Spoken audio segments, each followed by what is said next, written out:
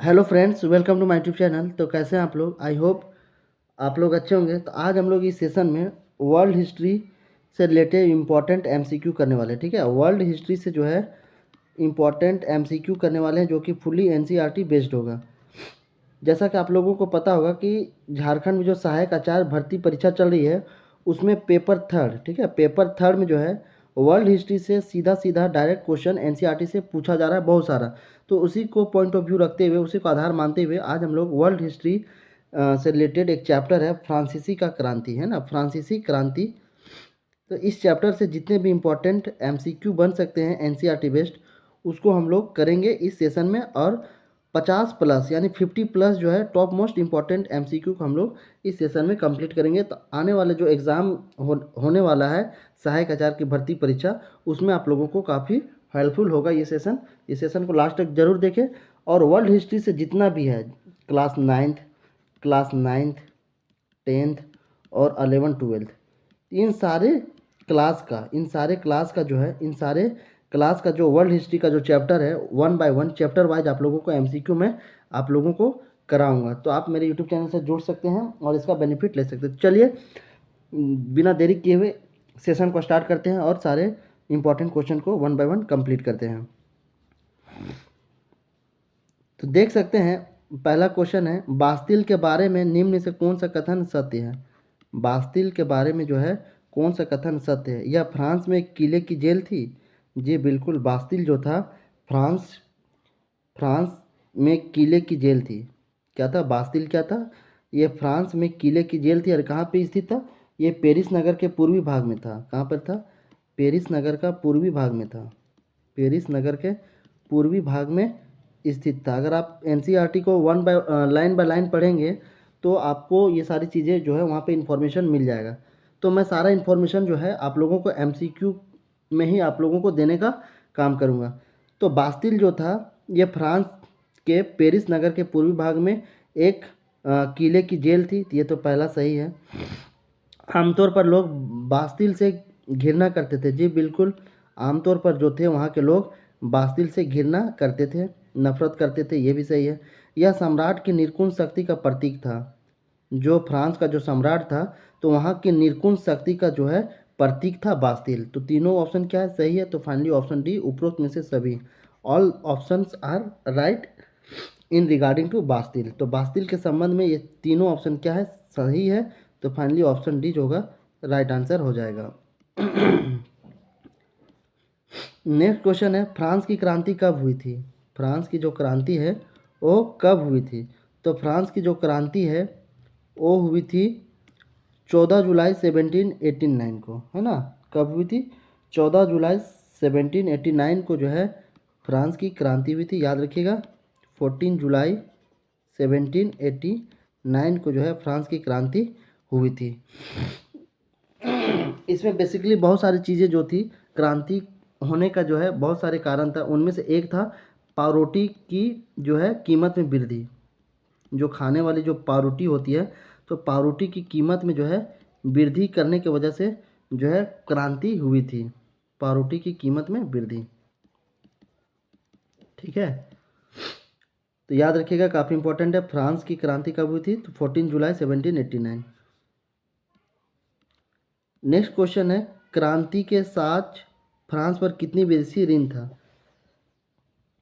क्रांति 1789 में जो हुआ था, उस समय साज फ्रांस पर कितना विदेशी ऋण था, कितना जो था कर्जा था फ्रांस के ऊपर?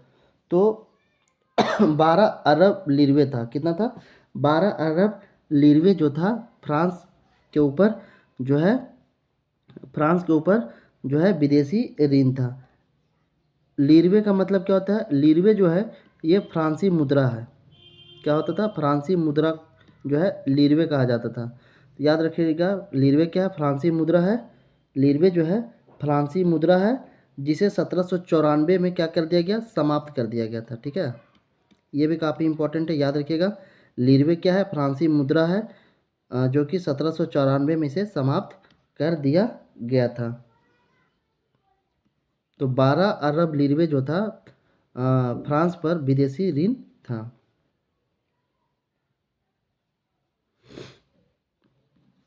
नेक्स्ट क्वेश्चन है क्वेश्चन नंबर 4, लुई 16 किस राजवंश से संबंध था? लुई 16 जो था किस राजवंश से संबंध था? बेनरिक राजवंश, बेंसन राजवंश, बुर्बो, ऑप्शन सी बारविक। तो ऑप्शन सी बुर्बो। लुई 16 जो था उसका संबंध बुर्बो राजवंश से था। तो ऑप्शन सी इसका सही आंसर होगा। याद रखिएगा, बुर्बो राजवंश से जो है लुई 16 का संबंध था। नेक्स्ट क्वेश्चन है, राष्ट्रीय सभा बुलाने का उद्देश्य क्या था? राष्ट्रीय सभा जो था बुलाने का क्या उद्देश्य था?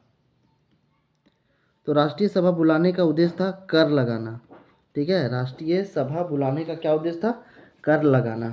क्योंकि फ्रांस का जो सम्राट था उसके पास जो है टैक्स खुद से निर्धारित करने का अधिकार नहीं था। वो क्या करता था, पहले सभा बुलाता था, राष्ट्रीय सभा बुलाता था, उसके पश्चात अपने प्रस्ताव को लोगों के सामने रखता था और मंजूरी लेता था।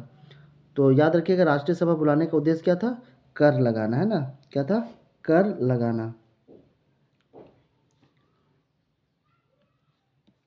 नेक्स्ट क्वेश्चन है, फ्रांसीसी क्रांति के समय फ्रांस पर किसका शासन था? तो लुई 16वां का शासन था। ये भी काफ़ी इंपॉर्टेंट है, याद रखिएगा। फ्रांसीसी क्रांति के समय फ्रांस पर किसका शासन था? तो लुई 16वां का जो है शासन था। ऑप्शन सी लुई 16वां। नेक्स्ट क्वेश्चन है, राजा से झगड़े के पश्चात राष्ट्रीय सभा किस स्थान पर एकत्रित हुई थी? राजा से झगड़े के पश्चात राष्ट्रीय सभा जो है किस स्थान पर एकत्रित हुई थी? तो टेनिस कोर्ट में हुई थी। कहाँ पे सभा हुई थी? टेनिस कोर्ट में जो है बहुत सारे लोग जमा हुए थे। लगभग जो है 70,000 से अधिक जो है लोग जमा हुए थे टेनिस कोर्ट में। तो ऑप्शन सी जो होगा राइट आंसर होगा। नेक्स्ट क्वेश्चन है, लुई 16वां फ्रांस की राजगद्दी पर कब आसीन हुआ था? लुई 16वां जो है फ्रांस की जो है राजगद्दी पर कब आसीन हुआ था, कब बैठा था? तो इसका राइट आंसर होगा 1774 ईस्वी में।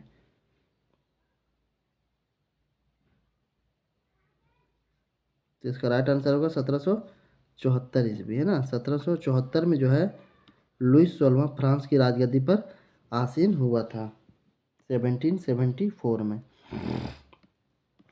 नेक्स्ट क्वेश्चन है, एस्टेट से क्या अभिप्राय था? एस्टेट से जो है क्या अभिप्राय था? अलग अलग राज्य को स्टेट कहा जाता था, धार्मिक केंद्रों को स्टेट कहा जाता था, सीधे राज्य के दिए जाने वाला कर था, फ्रांस की सामाजिक वर्ग का विभाजन था। तो ऑप्शन डी फ्रांस का सामाजिक वर्ग का विभाजन था। स्टेट जो था क्या था? फ्रांस का सामाजिक वर्ग का विभाजन था। और जो है 3 तरह का जो है स्टेट हुआ करता था। 3 तरीके के जो है कैटेगरी हुआ करता था। 3 तरीके का जो है क्या होता था? कैटेगरी हुआ करता था, स्टेट हुआ करता था। उनमें से कौन कौन है? पहला था पादरी वर्ग, पहला था पादरी वर्ग, दूसरा था कुलीन वर्ग, पादरी वर्ग, कुलीन वर्ग, और तीसरा जो था तीसरा जो था जिसे तृतीय एसेट कहा जाता है। जिसे क्या कहा जाता है? तृतीय एसेट कहा जाता है। तृतीय एसेट कहा जाता है। तो तृतीय एसेट में कौन कौन आते थे? जैसे बड़े व्यापारी जो थे, बड़े व्यापारी, जो बड़े व्यवसायी थे वो सारे आते थे, बड़े व्यवसायी, छोटे व्यापारी जो थे। उसके बाद अदालती लोग जो थे, अदालती लोग, अदालती लोग, कर्मचारी, कर्मचारी, किसान, किसान, कारीगर, किसान, कारीगर, और उसके बाद छोटे किसान, भूमिहीन मजदूर, नौकर, ये तमाम लोग क्या थे? तृतीय असेट में आते थे।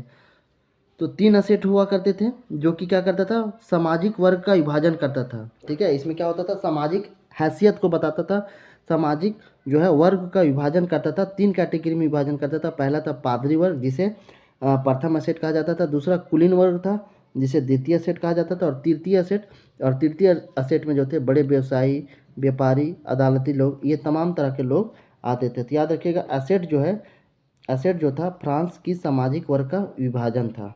तो ऑप्शन डी जो है इसका राइट आंसर होगा। नेक्स्ट क्वेश्चन है, फ्रांस में मानव एवं नागरिक अधिकारों की घोषणा किसने की थी?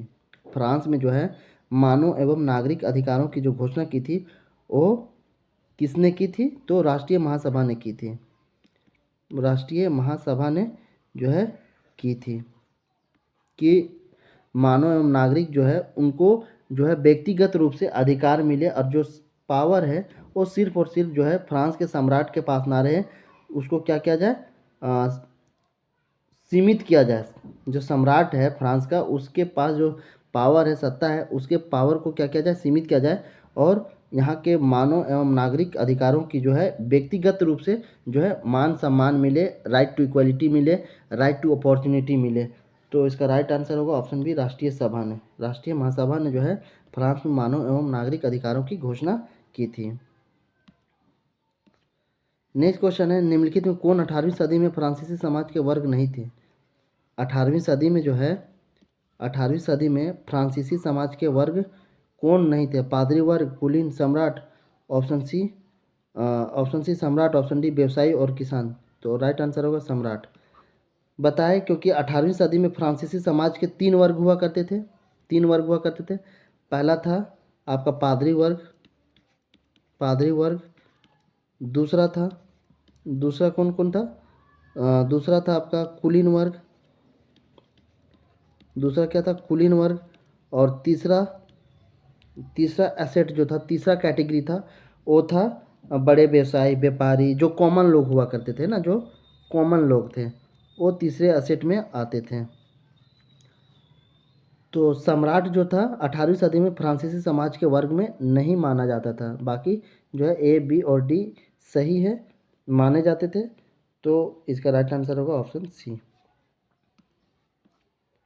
नेक्स्ट है, बास्तिल का पतन कब हुआ था? बास्तिल का जो किला था, जेल था, उसे कब जो है लोगों ने ढहा दिया था, कब उसे जो है डिमोलिश किया था? तो इसका राइट आंसर होगा 15 जुलाई 1789 को। याद रखिएगा 15 जुलाई 1789 को जो है बास्तिल का पतन हुआ था, जो कि फ्रांसीसी लोगों के द्वारा क्या किया गया था, विरोध में इसे ध्वस्त कर दिया गया था 15 जुलाई 1789 को। नेक्स्ट क्वेश्चन है, द्वितीय असेट में कौन लोग शामिल थे? द्वितीय असेट जो था उसमें कौन सा शामिल था? तो कुलीन वर्ग थे। अभी बताया थोड़ा देर पहले कि द्वितीय असेट में जो थे वो कुलीन लोग थे। और पहले में कौन थे? पादरी। पादरी क्या था? पहला असेट था। कुलीन जो था दूसरा एसेट में शामिल होता था।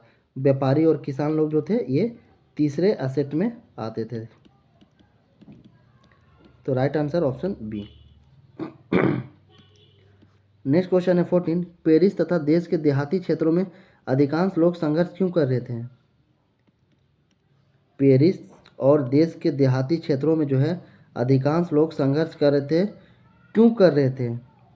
वे लोग पुलिस अधिकारियों के अत्याचारों के विरुद्ध संघर्ष कर रहे थे? जी नहीं, पुलिस के अधिकारी के अत्याचार जो है उसके खिलाफ संघर्ष नहीं कर रहे थे।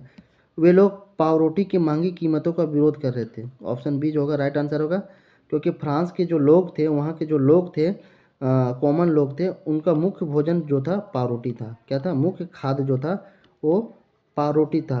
तो जब वहाँ के सम्राट पावरोटी की कीमतों में वृद्धि कर दिया, ठीक है, पावरोटी की कीमतों में वृद्धि कर दिया, तो वहाँ के लोगों को जो है ये पसंद नहीं आया और इसके खिलाफ जो है महंगी कीमतों के विरोध उन लोग अपना संघर्ष कर रहे थे, अपना जो है असंतोष का भावना जता रहे थे सम्राट के ऊपर। ठीक है, तो ऑप्शन बी जो होगा राइट आंसर होगा। नेक्स्ट क्वेश्चन है, बास्तिल का किला किस बात का प्रतीक था? तो निर्कुंज शक्तियों का, फ्रांस के सम्राट का निर्कुंज शक्तियों का जो है ये प्रतीक था। और बास्तिल कहाँ पे स्थित था? फ्रांस का जो एक पेरिस है जगह, पेरिस के पूर्वी भाग में था। कहाँ पे था? पेरिस के पूर्वी भाग में, पेरिस के पूर्वी भाग में स्थित था। और ये निर्कुंज शक्तियों का जो है निर्कुंज शक्तियों का प्रतीक था। तो याद रखिएगा बास्तिल का जो किला है जो कि पेरिस के पूर्वी भाग में स्थित था, वो निर्कुंज शक्तियों का जो है प्रतीक माना जाता था। नेक्स्ट क्वेश्चन है, तृतीय असेट में इनमें से कौन सा वर्ग शामिल नहीं है? तृतीय असेट में कौन शामिल नहीं है? तो अदालती कर्मचारी क्या था, ये थर्ड असेट में आता था। बड़े व्यापारी ये भी थर्ड में, किसान ये भी थर्ड में, और कुलीन वर्ग, कुलीन जो था ये सेकेंड में आता था। तो यहाँ क्वेश्चन क्या पूछा, तृतीय असेट में कौन कौन सा वर्ग शामिल नहीं था। तो ए बी और सी क्या है, ये जो है तृतीय असेट में शामिल था, तीसरे कैटेगरी में था। कुलीन जो था ये दूसरे कैटेगरी में था। तो ऑप्शन डी जो होगा राइट आंसर होगा। नेक्स्ट क्वेश्चन है, फ्रांसीसी क्रांति का निधन फ्रांसीसी क्रांति का आरंभ किस ऐतिहासिक घटना से माना जाता है। फ्रांसीसी क्रांति का आरंभ जो है किस ऐतिहासिक घटना से माना जाता है। तो बास्तिल का पतन, बास्तिल का पतन। जब फ्रांसीसी सम्राट लोगों पे ज़्यादा जो है बिना बताए हुए टैक्स में वृद्धि करने लगा, वहाँ के लोगों पे शोषण करने लगा, तो वहाँ के लोग क्या किए, वहाँ के लोग जो है विद्रोह पर उतर आए और बास्तिल का जो किला था, ठीक है, बास्तिल का जो किला था उसमें जो है घुस गए।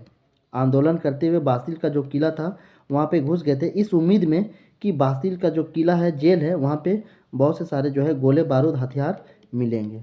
ठीक है, गोले बारूद हथियार मिलने की उम्मीद में जो है बास्तिल के किले पे घुस गए थे लोग, और बास्तिल का क्या कर दिए थे, पतन कर दिए थे, डिमोलिश कर देता था।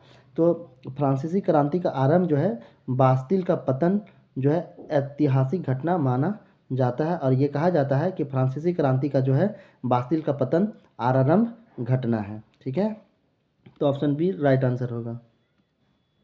नेक्स्ट क्वेश्चन है, 18वीं सदी में फ्रांस में किसानों से कौन से कार्य नहीं करवाए जाते थे।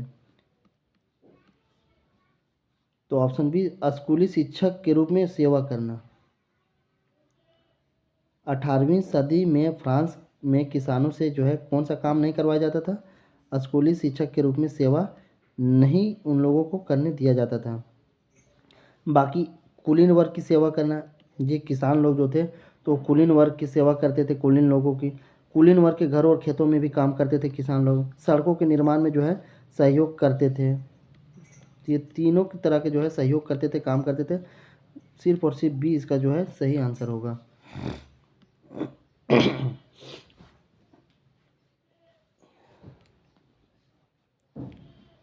नेक्स्ट क्वेश्चन है, राष्ट्रीय सभा ने संविधान तैयार किया था, कब किया था।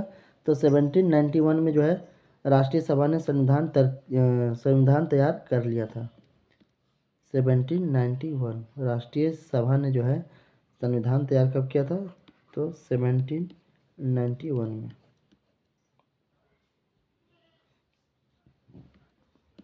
नेक्स्ट क्वेश्चन है, पादरी किस असेट के अंतर्गत शामिल था।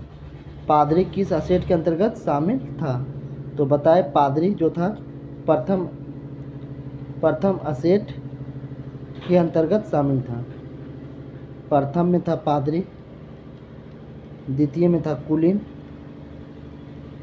और तृतीय में जो था वो था आपका जो कॉमन लोग थे, किसान, मजदूर, भूमिहीन, अशिक्षित लोग, वकील, ये सारे लोग जो थे ये सारे तृतीय असेट में कंसीडर किए जाते थे। तो ऑप्शन ए प्रथम इसका राइट आंसर होगा। नेक्स्ट क्वेश्चन है, फ्रांस के किन स्टेटों को करों से छूट प्राप्त थी। तो पादरी वर्ग और कुलीन वर्ग जो थे इसको जन्म से ही एक विशेष अधिकार मिला था कि ये लोग जो है राज्य को टैक्स नहीं देते थे। ठीक है, पादरी वर्ग और कुलीन वर्ग, इन लोगों को जो है जन्म अधिकार, विशेष अधिकार मिला था कि ये लोग जो है राज्य को टैक्स नहीं देते थे। बाकी जो थर्ड असेट जो था उन लोग सरकार को, राज्य को टैक्स देने का काम किया जाता था। तो ऑप्शन ए और बी सही है। तो फाइनली प्रथम व द्वितीय असेट दोनों को, प्रथम असेट यानी पादरी वर्ग, द्वितीय असेट यानी कुलीन वर्ग, इन दोनों वर्गों को जो है दोनों वर्गों को कर से छूट प्राप्त थी। कर इन लोग जो है नहीं दिया करते थे, टैक्स इन लोग नहीं देता था। नेक्स्ट क्वेश्चन है, 10 अगस्त 1792 से लेकर 20 सितंबर 1792 तक फ्रांस का शासन किसके हाथ में रहा। क्वेश्चन पूछा जा रहा है, 10 अगस्त 1792 से लेकर के 20 सितंबर 1792 तक फ्रांस का शासन किसके हाथ में रहा था। तो पेरिस कम्यून, याद रखिएगा, पेरिस कम्यून के हाथों में जो है 10 अगस्त 1792 से लेकर के 20 सितंबर 1792 तक इन्होंने ही शासन किया था। तो option D right answer. Next question है, फ्रांसीसी समाज में कितने प्रतिशत जनसंख्या किसानों की थी? तो 90%। कितनी जनसंख्या थी? किसानों की जो जनसंख्या थी वो थी 90%। 90% जो था फ्रांसीसी समाज में किसानों की जनसंख्या थी।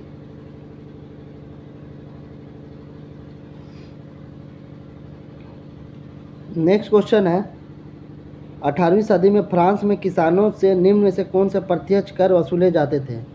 18वीं सदी में फ्रांस में किसानों से कौन से कर जो है वसूले जाते थे प्रत्यक्ष रूप से? प्रत्यक्ष कर जो है वसूले जाते थे। प्रत्यक्ष कर यानी डायरेक्ट टैक्स।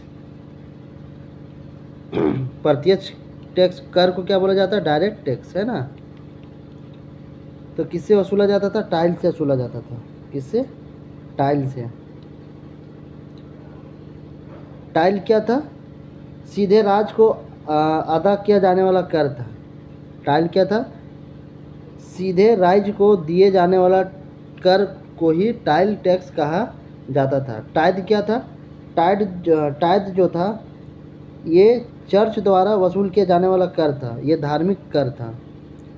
अगर टाइद की बात किया जाए तो टाइद जो था धार्मिक कर था। क्या था? ये जो है धार्मिक कर था और जो है चर्च द्वारा वसूल किया जाने वाला ये कर था। और कितना लिया जाता था? कृषि उपज के 10वें हिस्से के बराबर होता था। टाइद जो था ये धार्मिक कर था और ये कृषि उपज के 10वें हिस्से के बराबर होता था। और ये चर्च के द्वारा, चर्च जो लोग थे उन्हीं के लोगों के द्वारा जो है ये वसूला जाता था। तो याद रखिएगा, टाइल जो था डायरेक्ट टैक्स था और टाइद जो था ये धार्मिक कर था। तो ऑप्शन ए राइट आंसर होगा। नेक्स्ट क्वेश्चन है, सितंबर सम्मेलन में लुई 16वें के लिए क्या दंड निश्चित किया गया था? तो मृत्यु दंड दिया गया था। कौन सा दंड? तो मृत्यु दंड जो है दिया गया था। राइट आंसर होगा ऑप्शन ए। नेक्स्ट क्वेश्चन है, इनमें से किस राज्य को दिए जाने वाला कर देने से छूट था? इनमें से किसे जो है राज्य को दिए जाने वाला कर देने से छूट था? पादरी, बड़े व्यवसायी, वकील, ऑप्शन डी छोटे किसान। तो ऊपर के जो थे पादरी और कुलीन, पादरी और जो कुलीन थे, पादरी और कुलीन वर्ग के जो लोग थे इन लोग टैक्स नहीं देते थे। इन लोग जो थे इन लोग को विशेष अधिकार मिला था टैक्स नहीं देने का। तो ऑप्शन ए जो होगा राइट आंसर, पादरी। नेक्स्ट क्वेश्चन है 27, सन 1774 में जब लुई 16 सम्राट बना तो राजकोष खाली होने के क्या कारण थे? 1774 में जब लुई 16 सम्राट बना तो उस टाइम राजकोष बिल्कुल खाली था। उसका क्या कारण था? क्योंकि फ्रांस में लंबे समय तक युद्ध चल रहे थे। जी बिल्कुल, फ्रांस में जो है काफ़ी लंबे समय तक युद्ध चल रहा था। तो युद्ध में जो है काफ़ी सारा खर्चा हो गया था, जिसके वजह से राजकोष जो था वो खाली पड़ा था। क्योंकि सरकार वर्साय के महल और राज दरबार किसानों शौकत बनाए रखने के लिए फिजूल खर्ची करती थी। ऑप्शन बी भी क्या सही है? सरकार जो है वर्साय के महल को और राज दरबार किसानों शौकत बनाए रखने के लिए फिजूल खर्ची बहुत ज़्यादा करती थी, जिसके वजह से राजकोष जो था खाली पड़ा था। तो ऑप्शन ए और बी दोनों सही है। तो फाइनली सी, ऑप्शन ए और बी दोनों क्या है? राइट है। नेक्स्ट क्वेश्चन है, लुई 16वें को मृत्यु दंड कब दिया गया था? तो 1793 में दिया गया था। कब दिया गया था? 1793 में जो है 1793 में लुई 16वें को मृत्यु दंड दिया गया था। ऑप्शन डी राइट आंसर होगा। नेक्स्ट है, इनमें से कौन प्रत्यक्ष कर था? इनमें से जो है कौन सा डायरेक्ट टैक्स था? डायरेक्ट टैक्स कौन सा था? तो टाइल टैक्स था। टाइल टैक्स क्या था? ये जो है डायरेक्ट टैक्स था जो कि सीधे राज्य के लोग दिया करते थे। और इसमें कौन थे? थर्ड एसेट के लोग थे। थर्ड एसेट के जो लोग थे वही लोग जो है ये टाइल टैक्स दिया करते थे, जो कि एक डायरेक्ट टैक्स था। बाकी पादरी वर्ग और कुलीन वर्ग जो था, पादरी वर्ग और कुलीन वर्ग, इन लोगों को लिए जो है विशेष अधिकार मिला था टैक्स नहीं देने का। इन लोग जो है राज्य को टैक्स नहीं देने का काम करता था। तो ऑप्शन बी जो होगा राइट आंसर होगा। नेक्स्ट है, राष्ट्रीय सम्मेलन ने किस अमानवीय प्रथा का अंत किया था? तो दास प्रथा। याद रखिएगा, राष्ट्रीय सम्मेलन जो हुआ था फ्रांस में, वो किस अमानवीय प्रथा का अंत किया था? तो दास प्रथा। दास प्रथा जो था, गुलामी वाला जो प्रथा था, उसका अंत किया था। ऑप्शन सी राइट आंसर होगा। नेक्स्ट क्वेश्चन है, निम्न में से किस दार्शनिक ने जनता और उसके प्रतिनिधियों के बीच एक साथ आधारित सरकार का प्रस्ताव रखा था? तो जॉन लॉक ने रखा था। जॉन लॉक जो था, ये कहा कि सारा पावर जो है फ्रांस के सम्राट के पास नहीं होनी चाहिए, बल्कि जो है अलग अलग जो है इस अलग अलग डिपार्टमेंट में जो है अलग अलग शक्तियाँ होनी चाहिए थी। और यही जॉन लॉक जो थे, इन्होंने कहा था कि फ्रांस के व्यक्तिगत लोगों के भी क्या हो, समानता का अवसर हो, समानता का अवसर हो, ठीक है, समानता का अवसर हो। दूसरा क्या, समान अधिकार हो। इन तरीके का जो व्यक्तिगत अधिकार था, उसका बारे में जो है जॉन लॉक ने बात किया था। तो ऑप्शन बी जो है जॉन लॉक इसका राइट आंसर होगा। रॉब्सपियर को गिलोटिन पर कब चढ़ाया गया था? रॉब्सपियर को जो है गिलोटिन पर कब चढ़ाया गया था? तो जुलाई 1904 ईस्वी में। इसका आंसर हो जाएगा जुलाई 1794 ईस्वी में जो है रॉब्सपियर को गिलोटिन पर चढ़ाया गया था। ऑप्शन बी जो है राइट आंसर है। नेक्स्ट क्वेश्चन है, इनमें से कौन चर्च द्वारा लिए जाने वाला धार्मिक कर था? तो इनमें से कौन सा धार्मिक कर था? टाइद था। ठीक है, कौन सा था? टाइद जो था, ये धार्मिक कर माना जाता था। धार्मिक कर था, क्या था? धार्मिक टैक्स था। और ये जो है चर्च द्वारा वसूल किए जाने वाला कर था। और कितना था? ये कृषि उपज के 10वें हिस्से के बराबर होता था। कितना? 10वें हिस्से के बराबर होता था। याद रखिएगा, टाइद जो था वो धार्मिक कर था। नेक्स्ट क्वेश्चन है, जिरोंदिस्ट दल ने देश की आर्थिक दशा सुधारने के लिए कौन सी नई मुद्रा चलाई थी? जिरोंदिस्ट दल ने जो है देश की आर्थिक दशा सुधारने के लिए कौन सी नई जो है मुद्रा चलाई थी? तो कागज़ के नोट चलाए थे। क्या चलाए थे? कागज़ के जो है नोट को चलाया था। कागज़ के नोट को जो है मुद्रा बनाया था। तो ऑप्शन डी इसका राइट आंसर होगा। तो मैं आप लोगों को बहुत जल्द जो है वर्ल्ड हिस्ट्री से जितने भी एनसीईआरटी बेस्ड है, class 9th 10th 11th 12th, तो सारे जो है सारे चैप्टर वाइज मैं आप लोगों को इम्पोर्टेंट एमसीक्यू करवा दूंगा। नेक्स्ट क्वेश्चन है, निम्न में से फ्रांस में कौन सी राजनीतिक संस्था थी जिसमें तीनों एसेट अपने अपने जो है प्रतिनिधित्व भेजते थे? तो एसेट्स जनरल में जो है तीनों एसेट के लोग जो है अपने अपने प्रतिनिधित्व भेजते थे। पहला जो था, पादरी लोग जो थे, पादरी वर्ग के लोग अपना प्रतिनिधि कितना भेजते थे? 300 भेजते थे। और कुलीन वर्ग के जो लोग थे, वो जो है वो 300 अपना प्रतिनिधि भेजते थे। और तृतीय की अगर हम बात करें, तृतीय एसेट की बात करें, तो ये जो है ये 600 लोग को भेजते थे जनप्रतिनिधि बना करके। ठीक है, तो एसेट जनरल क्या था? एक राजनीतिक संस्था थी। क्या थी? ये एक राजनीतिक संस्था थी जिसमें पादरी वर्ग के जो लोग थे वो अपना जो है जनप्रतिनिधित्व 300 लोगों को भेजते थे। कुलीन वर्ग के जो थे वो 300 लोगों को अपना जनप्रतिनिधि बना के भेजते थे। और तृतीय जो एसेट के लोग थे वो अपना जो है जनप्रतिनिधि 600 लोगों को बना करके कहाँ भेजते थे? राजनीतिक संस्था, जिसे एसेट जनरल कहा जाता था। तो राइट आंसर होगा option B, estate general. Next question है, 1789 ईस्वी में जब फ्रांस में क्रांति हुई थी, उस समय फ्रांस की जनसंख्या कितनी थी? तो 2.8 करोड़। ठीक है, फ्रांस की जो जनसंख्या थी कितनी थी? वो 2.8 करोड़ थी। कितनी थी? 2.8 करोड़ थी। तो याद रखिएगा, ये इम्पोर्टेंट है। ये 1789 में कितना था? 2.8 करोड़ था। और यही 1715 में जो था, 1715 में 2.3 करोड़ जो है फ्रांस की जनसंख्या थी। तो ऑप्शन डी जो होगा राइट आंसर होगा। नेक्स्ट क्वेश्चन है, लिरबे क्या है? लिरबे जो है फ्रांस की मुद्रा थी। लिरबे क्या थी? लिरबे फ्रांस की मुद्रा थी और इसे जो है 1794 में समाप्त कर दिया गया था। 1794 में इसे क्या कर दिया गया था? समाप्त कर दिया गया था। तो याद रखिएगा लिब्रे जो है ये फ्रांस की मुद्रा थी जिसे 1794 में समाप्त कर दिया गया था। नेक्स्ट क्वेश्चन है, निम्नलिखित में कौन सी एक विशेषता फ्रांस के 1791 के संविधान में नहीं थी? तो कौन सा था? निम्नलिखित में कौन सी जो है विशेषता फ्रांस के 1791 के संविधान में नहीं थी? फ्रांस संवैधानिक राजतंत्र बना। जी बिल्कुल, ये तो फ्रांस जो था संवैधानिक राजतंत्र बना था 1791 में, है ना। 1791 में जो है फ्रांस संवैधानिक राजतंत्र बना था।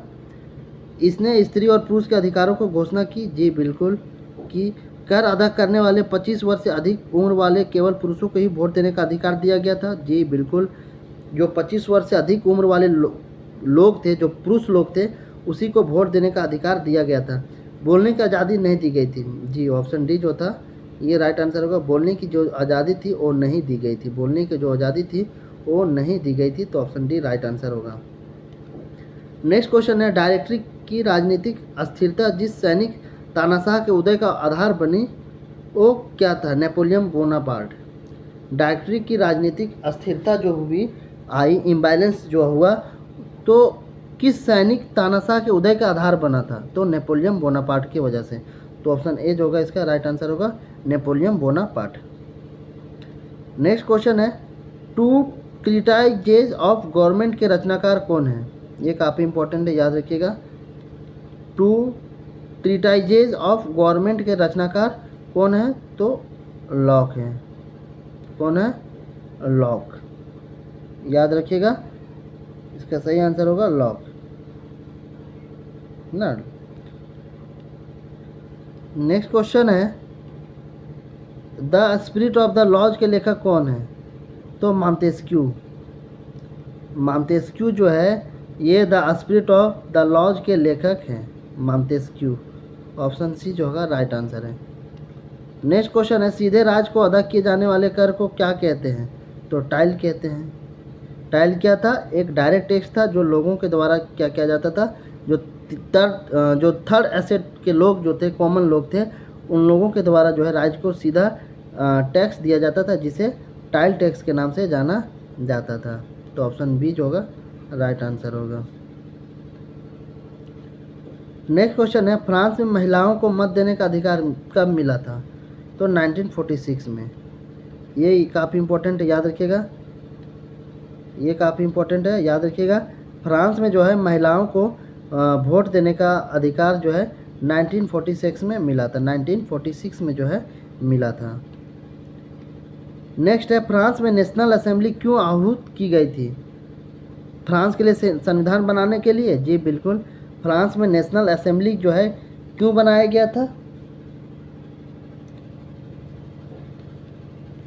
तो इसलिए बनाया गया था क्योंकि जो है फ्रांस के लिए एक संविधान बनाया जा सके जहाँ पे सारे लोगों का क्या हो, मान सम्मान जो है अधिकार बराबर हो। सम्राट की शक्तियों को सीमित करने के लिए। जी बिल्कुल, सम्राट की शक्तियों को जो है सीमित करने के लिए ही फ्रांस में नेशनल असेंबली की जो है स्थापना हुई थी। और ये कौन लोग थे? तृतीय असेट के जो लोग थे। तृतीय असेट के जो लोग थे वो अपने आप को क्या मान लिए थे? नेशनल असेंबली मान लिए थे। और इन लोगों ने जो है संकल्प ले लिया था कि ये असेंबली तब तक भंग नहीं होगी जब तक सम्राट की शक्तियों को सीमित ना किया जाए। तो याद रखिएगा, नेशनल असेंबली किन लोगों ने बनाया था? जो तृतीय असेट के जो लोग थे, ठीक है, जो पढ़े लिखे शिक्षित लोग थे, जो तृतीय असेट में आते थे, जैसे किसान, मजदूर, जो कर्मचारी लोग थे, वकील लोग थे, इन लोगों के मदद से जो है नेशनल असेंबली अपने आप को माना गया था। और इन लोगों ने जो है संकल्प लिया था कि नेशनल असेंबली तब तक भंग नहीं होगा, टूटेगा, जब तक सम्राट की शक्तियों को क्या किया जाए? कम किया जाए। जब तक क्या जाए? कम नहीं किया जाए। तो इसका सही आंसर होगा ऑप्शन ए और बी दोनों। तो फाइनली ऑप्शन सी, ए और बी दोनों इसका राइट आंसर हो जाएगा। नेक्स्ट क्वेश्चन है एसेट जनरल के आह्वान पर तृतीय एसेट नेशनल असेंबली का गठन कब किया गया था? कब किया गया था? तो 1789 में, याद रखिएगा 1789 में जो है 1789 में जो है एसेट नेशनल असेंबली का गठन किया गया था, याद रखिएगा। नेक्स्ट क्वेश्चन है क्रांतिकारी फ्रांस से आने वाले विचारों का समर्थन किया कौन किया था? टीपू सुल्तान तथा राजा मोहन राय ने किया था। टीपू सुल्तान और राजा राम मोहन राय ने जो है क्रांतिकारी फ्रांस से आने वाली विचारों को समर्थन किया था। तो ऑप्शन ए जो है इसका राइट आंसर है।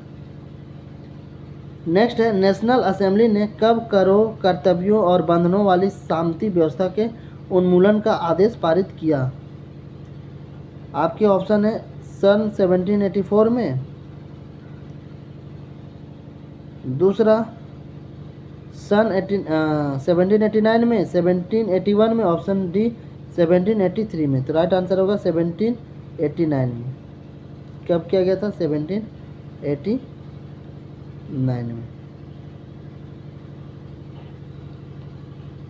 नेक्स्ट क्वेश्चन है टाइथ का अर्थ होता है, टाइथ का क्या अर्थ होता है? सामान्य कर, उत्पाद कर, धार्मिक कर, ऑप्शन डी इनमें से कोई नहीं। तो टाइथ क्या होता? टाइथ जो था क्या था? एक मिनट। टाइथ का अर्थ होता था सामान्य कर, उत्पाद कर, धार्मिक कर, ऑप्शन डी इनमें से कोई नहीं। तो इसका राइट आंसर क्या होगा? इसका जो राइट आंसर होगा धार्मिक कर, ऑप्शन डी नहीं होगा यहाँ पे, ये होगा धार्मिक कर। टाइथ क्या था? ये जो था धार्मिक कर था, ठीक है। टाइथ जो था क्या था? ये धार्मिक कर था जो कि चर्च द्वारा वसूल किए जाने वाला कर था। चर्च जो लोग थे उसके द्वारा जो है वसूले जाने वाला ये कर था और ये कृषि उपज के 10 हिस्से के बराबर था। तो ऑप्शन डी क्या होगा? ऑप्शन सी धार्मिक कर, ना कि ऑप्शन डी। ऑप्शन डी जो है यहाँ पे गलत हो गया है। नेक्स्ट क्वेश्चन है चर्च के विशेष कार्यों को करने वाले व्यक्तियों के समूह को क्या कहा जाता था? तो पादरी वर्ग कहा जाता था। क्या कहा जाता है? पादरी वर्ग कहा जाता है, ऑप्शन बी राइट आंसर होगा। नेक्स्ट क्वेश्चन है 1774 ईस्वी में फ्रांस की राजगद्दी पर कौन आसीन हुआ था? तो लुईस 16वां जो है 1774 ईस्वी में फ्रांस की राजगद्दी पर आसीन हुआ था। ये भी काफ़ी इंपॉर्टेंट है, याद रखिएगा। पूछा जा सकता है कि फ्रांस की राजगद्दी पर जो है कौन आसीन हुआ था? तो लुईस 16 हुआ था। कब हुआ था? 1774 ईस्वी में, है ना। 1774 ईस्वी में जो है फ्रांस की राजगद्दी पर लुईस 16वां आसीन हुआ था, बैठा था। नेक्स्ट क्वेश्चन है सम्राट के शक्तियों पर अंकुश लगाने और सभी मनुष्य को मूलभूत अधिकार प्राप्त करने के लिए फ्रांस में संविधान कब बना था? तो 1791 में बना था। कब बना था? 1791 में जो है 1791 में संविधान बना था फ्रांस में कि सभी मनुष्य को जो है जो मूलभूत अधिकार है, सम्मान है, वो सभी लोगों को क्या किया जाए? प्राप्त हो, मिले। उसके लिए संविधान बनाया गया था 1791 में नेशनल असेंबली के द्वारा। किसके द्वारा? नेशनल असेंबली के द्वारा जो है एक संविधान बनाया गया था जिसमें फ्रांस के सभी लोगों को जो है व्यक्तिगत रूप से अधिकार और मान सम्मान पाने की बात कही गई थी। नेक्स्ट क्वेश्चन है फ्रांस का सबसे सफलतम क्रांतिकारी राजनीतिक क्लब कौन सा था? तो जैकोबिन था। कौन सा इसका राइट आंसर होगा? जैकोबिन ना। जैकोबिन जो था फ्रांस के सबसे सफलतम क्रांतिकारी राजनीतिक माना जाता था। तो जैकोबिन जो होगा इसका राइट आंसर होगा। नेक्स्ट क्वेश्चन है फ्रांसीसी क्रांति किस शहर में शुरुआत हुई थी? तो किस शहर में हुई थी? पेरिस में हुई थी। याद रखिएगा फ्रांसीसी क्रांति जो है पेरिस शहर से शुरुआत हुई थी। तो ऑप्शन सी जो होगा राइट आंसर होगा। नेक्स्ट है फ्रांस गणराज्य कब बना? फ्रांस जो था वो गणराज्य कब बना? तो 1792 में बना था। ये भी इम्पोर्टेंट है, याद रखिएगा। फ्रांस जो था गणराज्य कब बना था? 1792 में जो है बना था। नेक्स्ट क्वेश्चन है किस आरोप में लुईस 16 को मौत की सज़ा सुनाई गई थी? तो राजद्रोह के केस में। लुई 16 को, लुई 16वीं को जो है मौत की सज़ा सुनाई गई थी, क्योंकि राजद्रोह के जो है वजह से उसे जो है मौत की सज़ा सुनाई गई थी। तो ऑप्शन ए राजद्रोह इसका सही आंसर होगा। नेक्स्ट क्वेश्चन है, नेपोलियन बोनापार्ट कौन था? तो फ्रांस का सम्राट था। नेपोलियन कौन था? नेपोलियन बोनापार्ट जो था ये फ्रांस का सम्राट था। ठीक है, फ्रांस का सम्राट था। नेक्स्ट क्वेश्चन है, नेपोलियन फ्रांस का सम्राट कब बना था? तो 1804 ईस्वी में बना था। नेपोलियन जो था फ्रांस का सम्राट कब बना था? तो 1804 में बना था ना। 1804 ईस्वी में जो है नेपोलियन फ्रांस का सम्राट बना था। ऑप्शन सी जो होगा राइट आंसर है। नेक्स्ट क्वेश्चन है, कौन लोग जैकोबिन क्लब के सदस्य नहीं थे? यहाँ पे सदस्य होगा। ठीक है, यहाँ पे क्या होगा? सदस्य होगा। तो कौन लोग जो थे जैकोबिन क्लब के सदस्य नहीं माने जाते थे? तो कारीगर जो थे वो जैकोबिन क्लब के सदस्य कंसीडर नहीं किए जाते थे। नेक्स्ट क्वेश्चन है, आतंक का राज किसने स्थापित किया था? तो आतंक का राज जो है रॉबस्पियर ने स्थापित किया था। फ्रांस में जो है आतंक का राज किसने स्थापित किया था? रॉबस्पियर ने किया था। तो ऑप्शन सी राइट आंसर होगा, रॉबस्पियर। नेक्स्ट है, वाटरलू की लड़ाई कब हुई थी? वाटरलू की लड़ाई कब हुई थी? तो 1815 में हुई थी। वाटरलू की जो लड़ाई हुई थी वो 1815 में हुई थी। नेक्स्ट क्वेश्चन है, उन देशों के नाम दीजिए जिनके